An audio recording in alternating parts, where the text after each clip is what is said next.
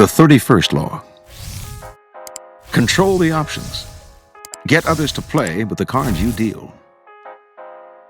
Judgment. The best deceptions are the ones that seem to give the other person a choice. Your victims feel that they are in control, but are actually your puppets. Give people options that come out in your favor, whichever one they choose. Force them to make choices between the lesser of two evils, both of which serve your purpose. Put them on the horns of a dilemma. They are gored wherever they turn. Observance of the law number 1. From early in his reign, Ivan IV, later known as Ivan the Terrible, had to confront an unpleasant reality. The country desperately needed reform, but he lacked the power to push it through. The greatest limit to his authority came from the boyars, the Russian princely class that dominated the country and terrorized the peasantry. In 1553, at the age of 23, Ivan fell ill. Lying in bed, near death, he asked the boyars to swear allegiance to his son as the new Tsar. Some hesitated, some even refused. Then and there, Ivan saw he had no power over the boyars. He recovered from his illness, but he never forgot the lesson. The boyars were out to destroy him.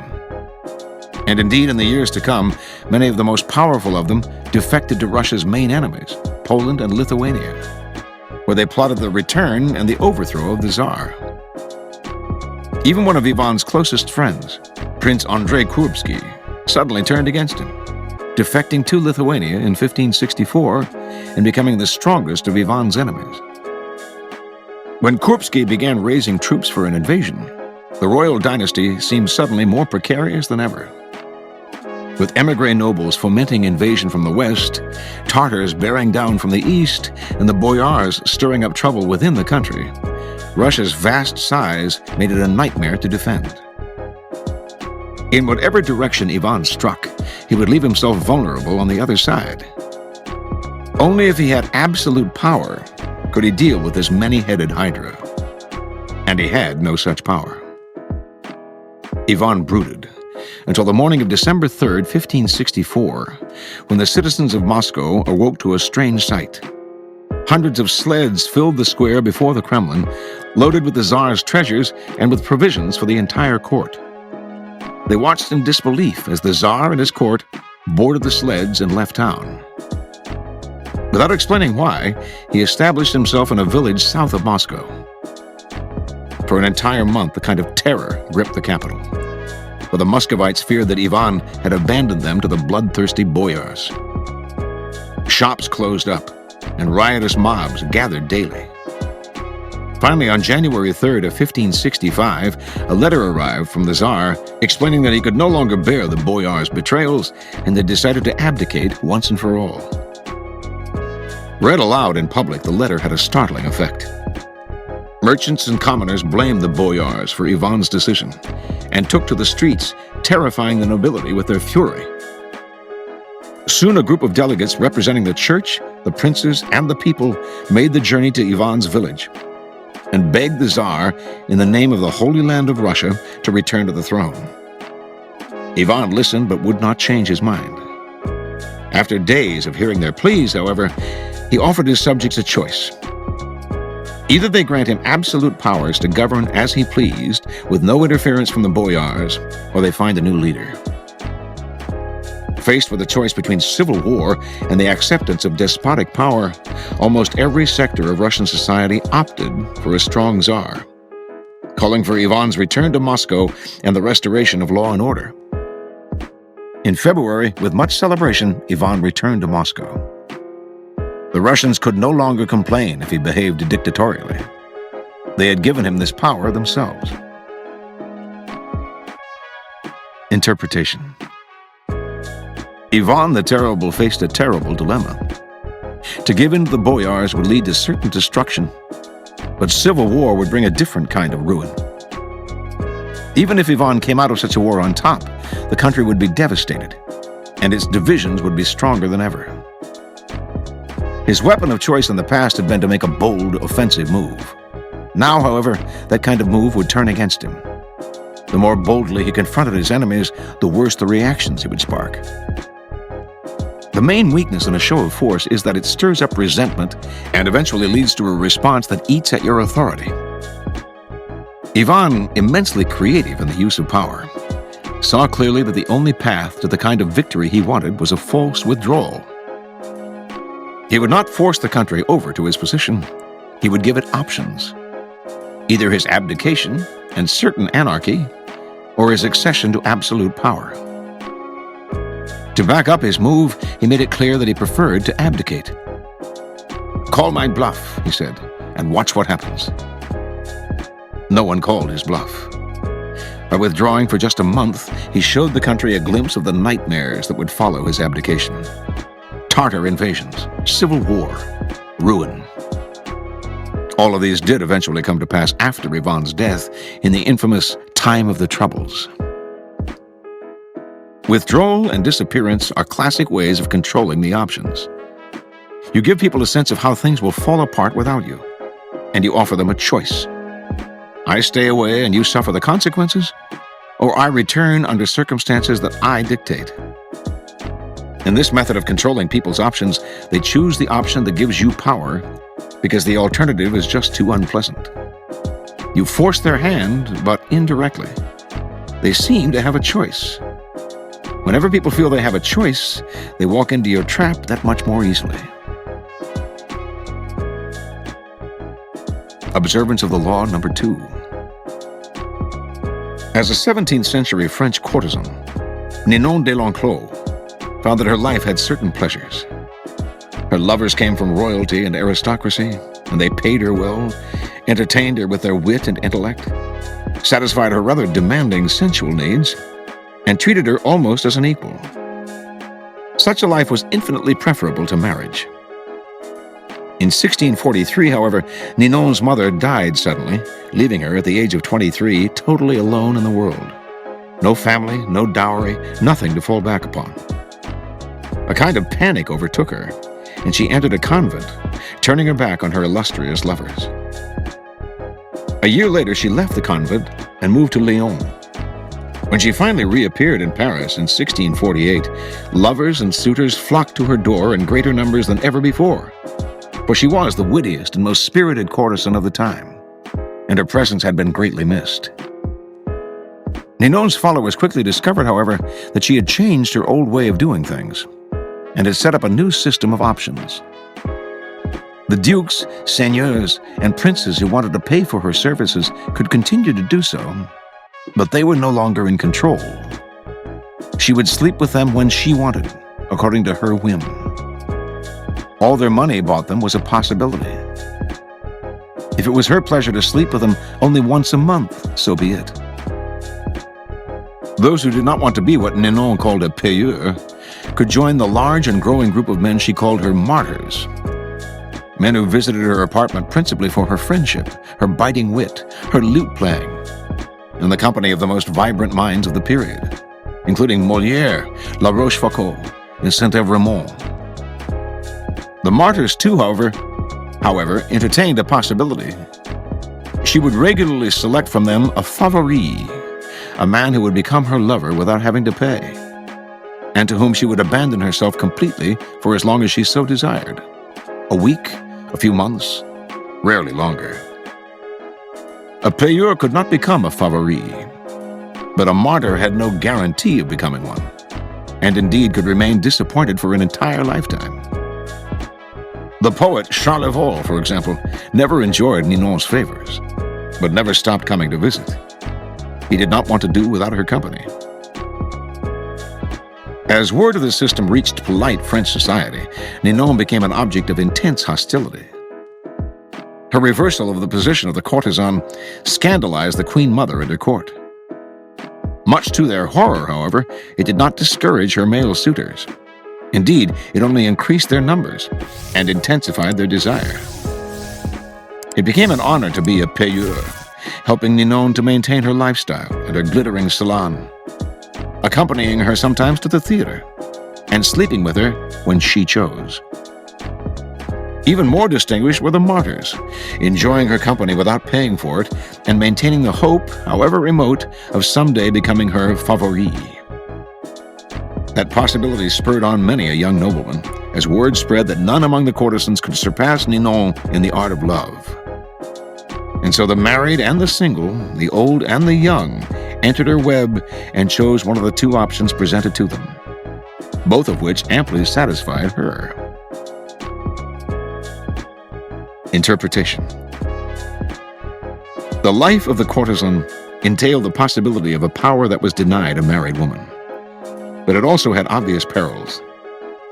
The man who paid for the courtesan's services in essence owned her, determining when he could possess her and when, later on, he would abandon her. As she grew older, her options narrowed as fewer men chose her. To avoid a life of poverty, she had to amass her fortune while she was young.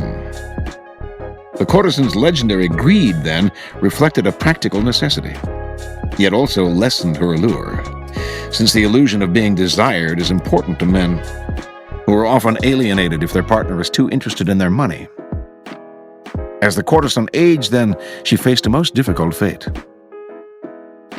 Ninon de l'Enclos had a horror of any kind of dependence. She early on tasted a kind of equality with her lovers, and she would not settle into a system that left her such distasteful options.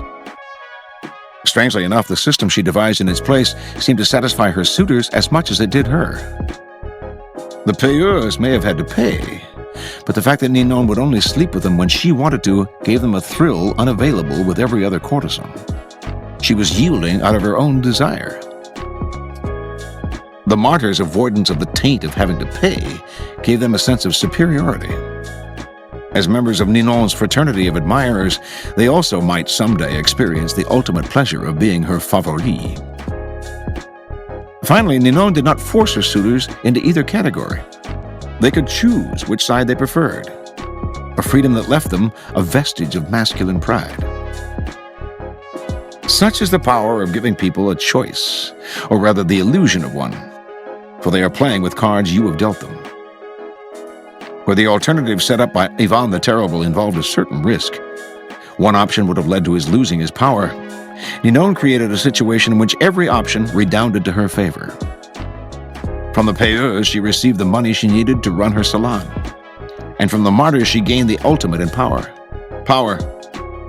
She could surround herself with a bevy of admirers, a harem from which to choose her lovers. The system, though, depended on one critical factor: the possibility, however remote, that a martyr could become a favori. The illusion that riches, glory, or sensual satisfaction may someday fall into your victim's lap is an irresistible carrot to include in your list of choices. That hope, however slim, will make men accept the most ridiculous situations, because it leaves them the all-important option of a dream. The illusion of choice, married to the possibility of future good fortune, will lure the most stubborn sucker into your glittering web. Keys to power. Words like freedom, options, and choice evoke a power of possibility far beyond the reality of the benefits they entail. When examined closely, the choices we have, in the marketplace, in elections, in our jobs, tend to have noticeable limitations. They are often a matter of a choice simply between A and B, with the rest of the alphabet left out of the picture. Yet as long as the faintest mirage of choice flickers on, we rarely focus on the missing options. We choose to believe that the game is fair and that we have our freedom. We prefer not to think too much about the depth of our liberty to choose. This unwillingness to probe the smallness of our choices stems from the fact that too much freedom creates a kind of anxiety. The phrase unlimited options sounds infinitely promising, but unlimited options would actually paralyze us and cloud our ability to choose. Our limited range of choices comforts us. This supplies the clever and cunning with enormous opportunities for deception. For people who are choosing between alternatives find it hard to believe they are being manipulated or deceived. They cannot see that you are allowing them a small amount of free will in exchange for a much more powerful imposition of your own will. Setting up a narrow range of choices, then, should always be a part of your deceptions. There is a saying, if you can get the bird to walk into the cage on its own, it will sing that much more prettily.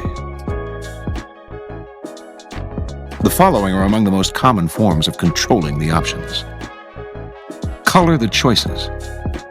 This was a favorite technique of Henry Kissinger. As President Richard Nixon's Secretary of State, Kissinger considered himself better informed than his boss, and believed that in most situations he could make the best decision on his own. But if he tried to determine policy, he would offend or perhaps enrage a notoriously insecure man. So Kissinger would propose 3 or 4 choices of action for each situation, and would present them in such a way that the one he preferred always seemed the best solution compared to the others. Time after time, Nixon fell for the bait, never suspecting that he was moving where Kissinger pushed him. This is an excellent device to use on an insecure master. Force the resistor. One of the main problems faced by Dr. Milton H. Erickson, a pioneer of hypnosis therapy in the 1950s, was the relapse. His patients might seem to be recovering rapidly, but their apparent susceptibility to the therapy masked a deep resistance. They would soon relapse into old habits, blame the doctor, and stop coming to see him. To avoid this, Erickson began ordering some patients to have a relapse, to make themselves feel as bad as when they first came in, to go back to square one. Faced with this option, the patients would usually choose to avoid the relapse, which of course was what Erickson really wanted. This is a good technique to use on children and other willful people who enjoy doing the opposite of what you ask them to. Push them to choose what you want them to do by appearing to advocate the opposite.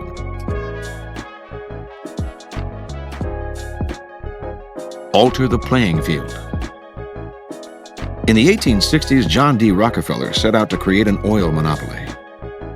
If he tried to buy up the smaller oil companies, they would figure out what he was doing and fight back. Instead, he began secretly buying up the railway companies that transported the oil. When he then attempted to take over a particular company and met with resistance, he reminded them of their dependence on the rails. Refusing them shipping or simply raising their fees could ruin their business.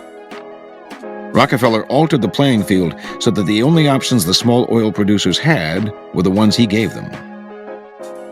In this tactic, your opponents know their hand is being forced, but it doesn't matter. The technique is effective against those who resist at all costs. The shrinking options. The late 19th century art dealer Ambroise Vollard perfected this technique. Customers would come to Vollard's shop to see some Cézannes. He would show 3 paintings, neglect to mention a price, and pretend to doze off. The visitors would have to leave without deciding. They would usually come back the next day to see the paintings again. But this time, Vollard would pull out less interesting works, pretending he thought they were the same ones. The baffled customers would look at the new offerings, leave to think them over, and return yet again. Once again, the same thing would happen. Vollard would show paintings of lesser quality still. Finally, the buyers would realize they had better grab what he was showing them, because tomorrow they would have to settle for something worse, perhaps at even higher prices. A variation on this technique is to raise the price every time the buyer hesitates and another day goes by. This is an excellent negotiating ploy to use on the chronically indecisive, who will fall for the idea that they are getting a better deal today than if they wait till tomorrow. The weak man on the precipice. The weak are the easiest to maneuver by controlling their options. Cardinal de Retz, the great 17th century provocateur, served as an unofficial assistant to the Duke of Orleans, who was notoriously indecisive. It was a constant struggle to convince the Duke to take action. He would hem and haw, weigh the options, and wait till the last moment, giving everyone around him an ulcer. But Retz discovered a way to handle him. He would describe all sorts of dangers, exaggerating them as much as possible, until the Duke saw a yawning abyss in every direction except one, the one Retz was pushing him to take. This tactic is similar to color the choices, but with the weak, you have to be more aggressive. Work on their emotions. Use fear and terror to propel them into action. Try reason, and they will always find a way to procrastinate. Brothers in crime. This is a classic con artist technique. You attract your victims to some criminal scheme, creating a bond of blood and guilt between you. They participate in your deception, commit a crime, and are easily manipulated. Serge Stavisky, the great French con artist of the 1920s, so entangled the government in his scams and swindles that the state did not dare prosecute him, and chose to leave him alone.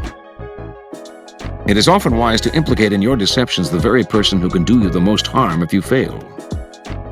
Their involvement can be subtle. Even a hint of their involvement will narrow their options and buy their silence. The horns of a dilemma. This idea was demonstrated by General William Sherman's infamous march through Georgia during the American Civil War. Although the Confederates knew what direction Sherman was heading in, they never knew if he would attack from the left or the right, for he divided his army into two wings. And if the rebels retreated from one wing, they found themselves facing the other. This is a classic trial lawyer's technique. The lawyer leads the witnesses to decide between two possible explanations of an event, both of which poke a hole in their story. They have to answer the lawyer's questions, but whatever they say, they hurt themselves. The key to this move is to strike quickly. Deny the victim the time to think of an escape. As they wriggle between the horns of the dilemma, they dig their own grave. Understand, in your struggles with your rivals, it will often be necessary for you to hurt them. And if you are clearly the agent of their punishment, expect a counterattack, expect revenge. If, however, they seem to themselves to be the agents of their own misfortune, they will submit quietly. When Ivan left Moscow for his rural village, the citizens asking him to return agreed to his demand for absolute power. Over the years to come, they resented him less for the terror he unleashed on the country, because after all, they had granted him his power themselves. This is why it is always good to allow your victims their choice of poison, and to cloak your involvement in providing it to them as far as possible. Reversal. Controlling the options has one main purpose: to disguise yourself as the agent of power and punishment. The tactic works best, then, for those whose power is fragile, and who cannot operate too openly without incurring suspicion, resentment, and anger. Even as a general rule, however, it is rarely wise to be seen as exerting power directly and forcefully, no matter how secure or strong you are. It is usually more elegant and more effective to give people the illusion of choice. On the other hand, by limiting other people's options, you sometimes limit your own. There are situations in which it is to your advantage to allow your rivals a large degree of freedom. As you watch them operate, you give yourself rich opportunities to spy, gather information, and plan your deceptions. The 19th century banker James Rothschild liked this method.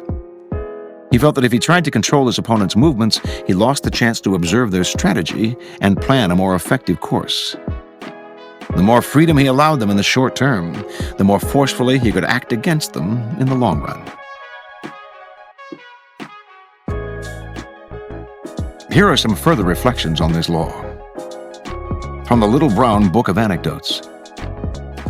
The German Chancellor Bismarck, enraged at the constant criticisms from Rudolf Virchow, the German pathologist and liberal politician, had his seconds call upon the scientist to challenge him to a duel. "As the challenged party, I have the choice of weapons," said Virchow, "and I choose these." He held aloft two large and apparently identical sausages. "One of these," he went on, "is infected with deadly germs. The other is perfectly sound. Let His Excellency decide which one he wishes to eat, and I will eat the other." Almost immediately, the message came back that the Chancellor had decided to cancel the duel. From an Armenian folktale. The Liar. Once upon a time, there was a king of Armenia who, being of a curious turn of mind and in need of some new diversion, sent his heralds throughout the land to make the following proclamation. "Hear this. Whatever man among you can prove himself the most outrageous liar in Armenia shall receive an apple made of pure gold from the hands of His Majesty the King. People began to swarm to the palace from every town and hamlet in the country. People of all ranks and conditions. Princes, merchants, farmers, priests, rich and poor, tall and short, fat and thin. There was no lack of liars in the land, and each one told his tale to the king. A ruler, however, has heard practically every sort of lie, and none of those now told him convinced the king that he had listened to the best of them. The king was beginning to grow tired of his new sport, and was thinking of calling the whole contest off without declaring a winner, when there appeared before him a poor, ragged man carrying a large earthenware pitcher under his arm. "What can I do for you?" asked His Majesty. "Sire," said the poor man, slightly bewildered, "surely you remember? You owe me a pot of gold, and I have come to collect it." "You are a perfect liar, sir," exclaimed the king. "I owe you no money." "A perfect liar, am I?" said the poor man. "Then give me the golden apple." The king, realizing that the man was trying to trick him, started to hedge. No, you are not a liar." "Then give me the pot of gold you owe me, sire," said the man. The king saw the dilemma. He handed over the golden apple. From the Little Brown Book of Anecdotes. J.P. Morgan Sr. once told a jeweler of his acquaintance that he was interested in buying a pearl scarf pin. Just a few weeks later, the jeweler happened upon a magnificent pearl. He had it mounted in an appropriate setting and sent it to Morgan, together with a bill for $5,000. The following day, the package was returned. Morgan's accompanying note read, "I like the pin, but I don't like the price. If you will accept the enclosed check for $4,000, please send back the box with the seal unbroken." The enraged jeweler refused the check and dismissed the messenger in disgust. He opened up the box to reclaim the unwanted pin, only to find that it had been removed. In its place was a check for $5,000.